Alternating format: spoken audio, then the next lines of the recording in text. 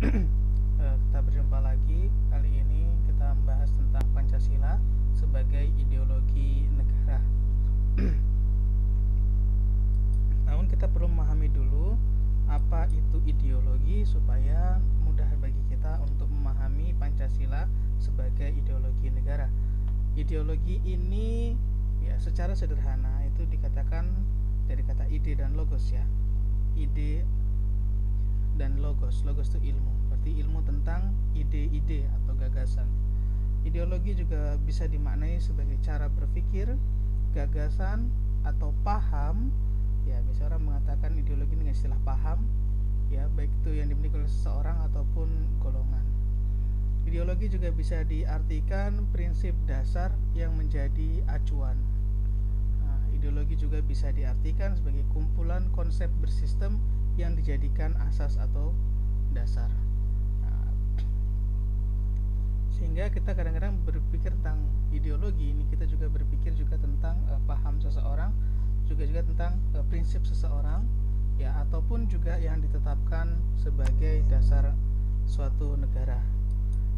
Nah, maka sumber ideologi itu bisa bersumber dari agama, bisa bersumber dari kebudayaan, bisa juga bersumber dari pemikiran manusia.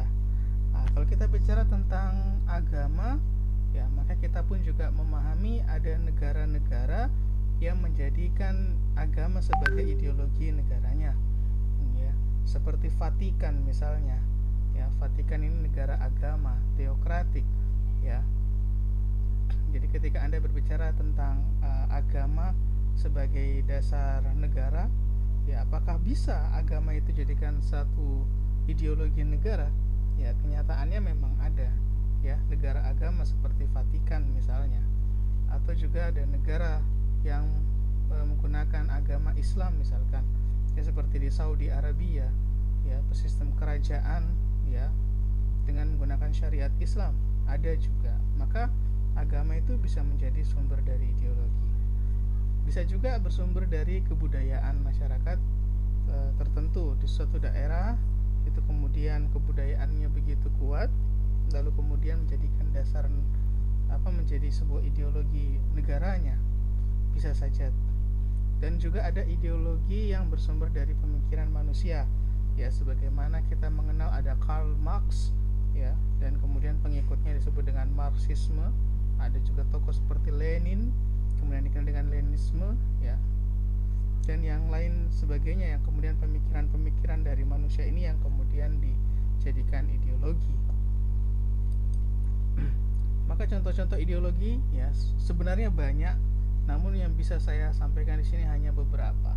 Ada Marxisme, Leninisme, jelas ini adalah bersumber dari pemikiran manusia, dari Karl Marx dan Lenin, ya. Tentunya ini yang menjunjung sosialisme dan ataupun juga komunisme, dan tentunya ini ada hal-hal yang cukup kompleks, ya, karena ada satu ideologi yang kemudian ideologi yang lainnya itu adalah bagian dari cabang-cabang dari ideologi tersebut, ya. Jadi Marxisme dan Leninisme, ya, ini adalah bagian dari cabang juga, gitu. Kemudian ada liberalisme, kebebasan, yang paham yang menjunjung tinggi kebebasan.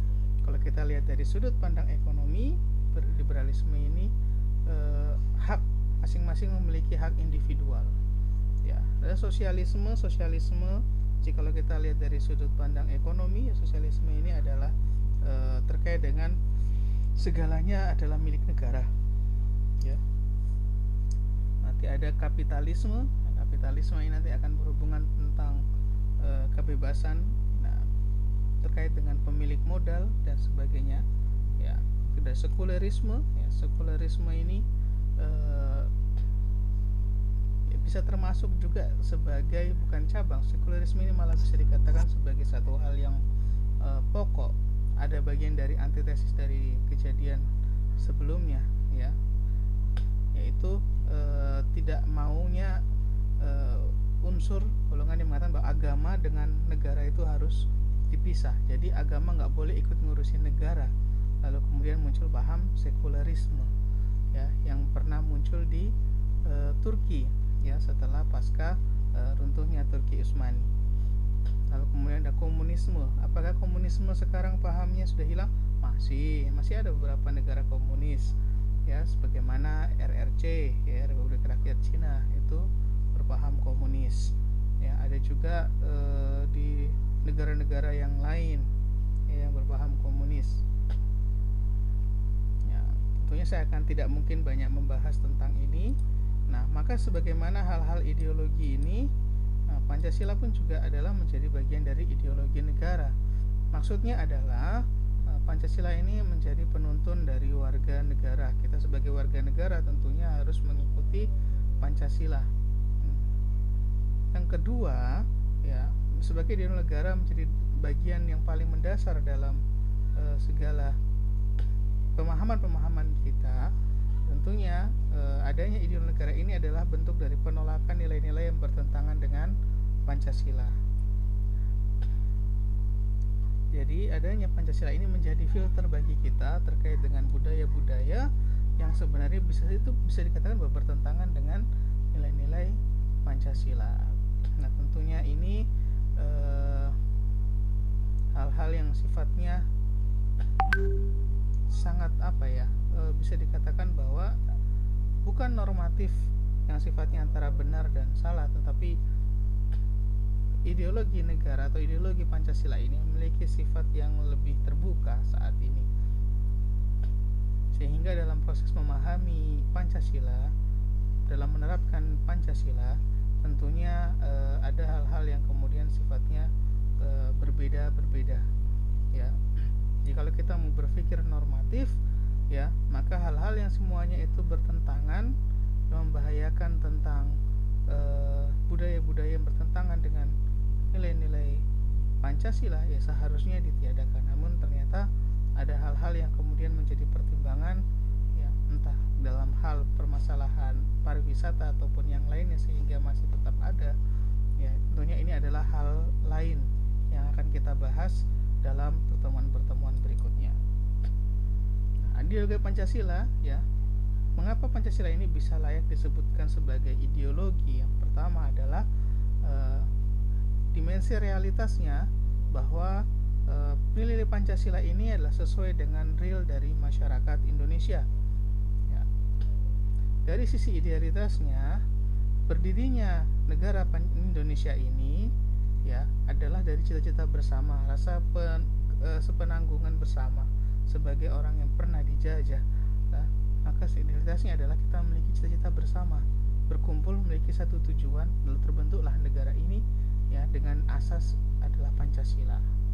Nah, dengan fleksibilitasnya, ideologinya terbuka, tentunya sekarang ini banyak kajian-kajian yang terkait untuk menggali tentang Pancasila yang kemudian mulai digalakkan, sehingga memiliki sifat yang lebih terbuka, bukan pemahaman yang sifatnya telah ditetapkan oleh pemerintah sebagaimana yang pernah diterapkan oleh Orde Lama, Orde Baru, ya, tentang asas tunggal Pancasila dan yang lain sebagainya, yang sehingga menimbulkan penafsiran bahwa jikalau tidak sejalan dengan pemerintah maka tidak Pancasila. Nah, namun kini lebih terbuka, ya, diskusi-diskusi bahwa hal-hal yang terkait dengan Pancasila kini lebih jauh lebih terbuka. Sebagaimana dalam pembahasan dan diskusi kita kali ini terkait dengan Pancasila, tentunya apa yang saya pikirkan tentang Pancasila bisa saja kemudian ditanggapi oleh orang lain. Oke, inilah mengapa Pancasila kemudian menjadi bagian dari ideologi Pancasila. Sebagai dasar negara, kemarin ya pertemuan sebelumnya, sebagai dasar negara, Pancasila ini adalah dasar dalam pembuatan konstitusi, ya, dan peraturan-peraturan perundang-undangan. Dalam hal ideologi Pancasila, Panca ini sebagai dari pemahaman way of life-nya warga negara Indonesia. Inilah ideologi Pancasila. Tentunya setelah ideologi Pancasila kita akan bahas lagi terkait dengan falsafah, Pancasila sebagai falsafah dan Pancasila sebagai sistem etika. Oke, demikian. Assalamualaikum warahmatullahi wabarakatuh.